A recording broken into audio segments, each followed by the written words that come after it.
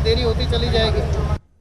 और उत्तराखंड में फंसे बिहार के लोगों को वापस भेजने के लिए देहरादून डीएम ने रेलवे को चिट्ठी लिखी। इसके तहत मुरादाबाद रेलवे मंडल से 4 ट्रेनों की मांग की गई। अगले 5 दिनों में बिहार के प्रवासियों को भेजने की योजना है। रेलवे से अभी मंजूरी का इंतजार किया जा रहा है। बिहार के अररिया, खगड़िया, बेतिया, किशनगंज के लिए ट्रेनें मांगी गई है।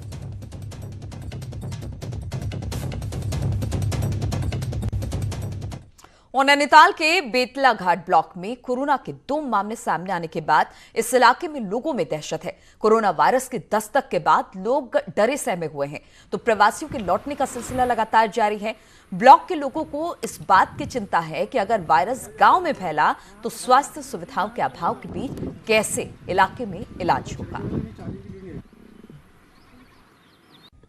प्रवासियों के लौटने के बाद अब ग्रामीण इलाकों में कोरोना का खतरा बहुत ज़्यादा बढ़ गया है। हम इस वक्त बेताल घाट के ब्लॉक के इस गांव में हैं। ये देख सकते हैं पीछे गांव है और यहाँ पर जो दिल्ली या तमाम जो महानगर हैं वहाँ से तमाम लोग यहाँ पहुँचे हुए हैं।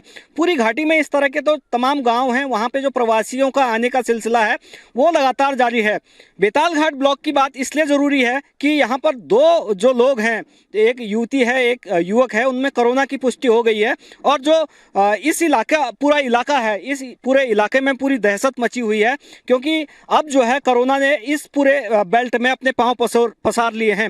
लेकिन जिस तरह से हाई कोर्ट ने भी अभी हाल में एक कहा था कि अगर जांच जो सीमा है, बॉर्डर हैं, उन इलाकों पर अगर जांच नहीं होगी तो गांव को बर्बाद होने से कोई नहीं बचा सकता, कोरोना इन गांवों में फैलेगा। लेकिन जिस तरह से अब यहाँ पर मामले आए हैं और ये नैनीताल जिले के जो दूरस्थ इलाके हैं, यहाँ पर इस तरह के कोरोना के जो पॉजिटिव मामले हैं वो सामने आए हैं, तो ग्रामीण दहशत में हैं। हालांकि लोग अभी बाहर निकलने से डर रहे हैं, लेकिन ये कह सकते हैं कि आने वाले दिनों में जिस तरह से प्रवासियों का मूवमेंट पहाड़ की तरफ बढ़ा है तो कोरोना और तेजी से फैलने का संकट खड़ा हो गया है।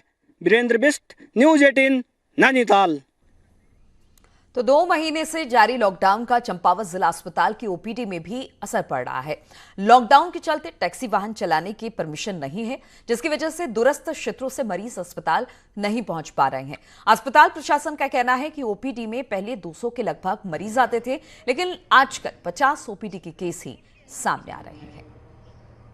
पहले की जो पेशेंट्स आते थे उनसे कंपैरेटिव काफ़ी अभी कम है और ऐसी उम्मीद है कि धीरे धीरे लोग जो हैं वो जब लॉकडाउन खुलेगा तो उसके बाद से लोग आना शुरू होंगे।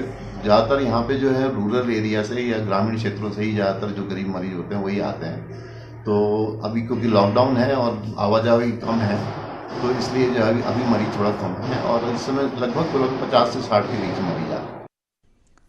और चंपावत में न्यूज़ 18 की खबर का असर हुआ है। हमने 15 मई को दिखाया था कि कैसे ग्राम प्रधान राम भरोसे छोड़े गए क्वारंटाइन सेंटर में रह रहे लोगों को मेडिकल चेकअप तक नहीं करवा रहे, जिसके बाद दूरस्थ पचनई गांव के स्कूल में मेडिकल की टीम पहुंची। टीम ने दिल्ली, हरियाणा, गुरुग्राम से आए 5 युवकों का मेडिकल चेकअप किया। मेडिकल चेकअप होने के बाद होम क्वारंटीन में रखा गया और युवकों ने न्यूज़ 18 का अब शुक्रिया अदा किया है। यहाँ पे पिछले 10 दिन से क्वारंटीन सेंटर में कोई भी स्वास्थ्य विभाग की टीम नहीं आई थी। जिस प्रकार हमने अपनी बात न्यूज़ 18 में रखी तो यहाँ पे आज स्वास्थ्य विभाग की टीम आई थी और सबका स्वास्थ्य परीक्षण हुआ।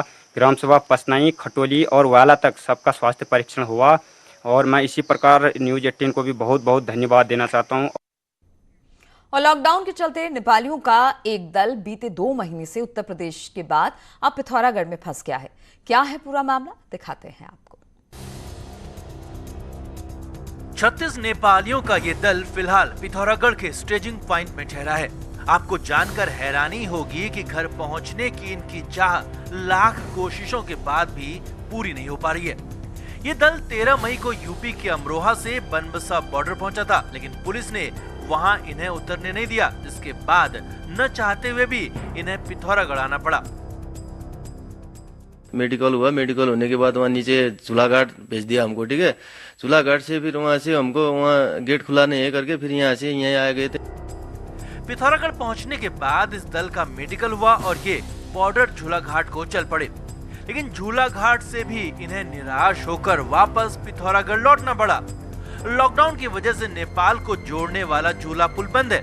ऐसे में किसी की भी आवाजाही पूरी तरह से ब्लॉक है।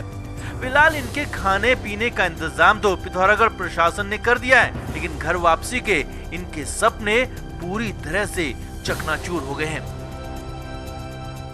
इसके लिए हम लोग घर जाने के लिए आए तो हम लोग को अभी फिर उधर बीच रास्ते में भी उतरने को नहीं दिया, तो फिर हम लोग को इधर आना पड़ा।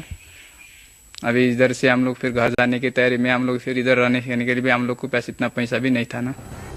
उत्तराखंड के कई पड़ावों को पार कर मुल्क की दहलीज तक तो आ गया, लेकिन स्वदेश वापसी के इनके दरवाजे खुल नहीं पा रहे हैं। न्यूज़ 18 के लिए पिथौरागढ़ से विजयवर्धन उप्रेती की रिपोर्ट। और उत्तराखंड के प्रवासी कामगार देश के अलग अलग शहरों से लौट रहे हैं, लेकिन कोरोना के इस मुश्किल दौर में हर कामगार के मुंह पर दर्द की कहानी है। ऐसा दर्द जिसका फिलहाल कोई इलाज नहीं।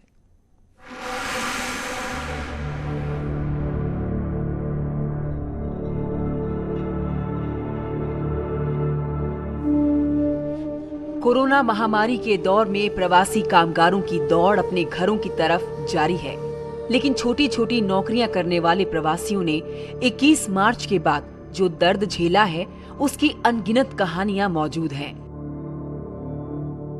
ऐसी ही कहानी मौजूद है अल्मोड़ा जिले के सूरज, गोपाल, राजेंद्र सिंह और उनके साथियों की जुबान पर, जो दाने दाने को मोहताज रहे। हालात ऐसे रहे कि वापसी के लिए भी उसी घर से पैसे मंगाने पड़े, जिसे पालने के खातिर अपना गांव छोड़ने को मजबूर हुए थे। हम 2 महीने से वहीं थे और पैसे किसी ने दिए नहीं, हमने अपने घर से ही मंगाए और वहीं खाने की व्यवस्था की अपनी रूम में। 20 तारीख को लॉकडाउन हो गया था, तो जयपुर में फंसे हुए थे हम, तो घर से पैसे मंगा के खा रहे थे अभी तक तो, और हमारी सरकार ने भी हमारी कोई मदद नहीं करी। कई महीनों तक किसी कोठी, होटल या ढाबों में पसीना बहाने के बाद भी इनकी जेबें खाली हैं। गांव लौट रहे हैं तो महज जिंदगी की खातिर।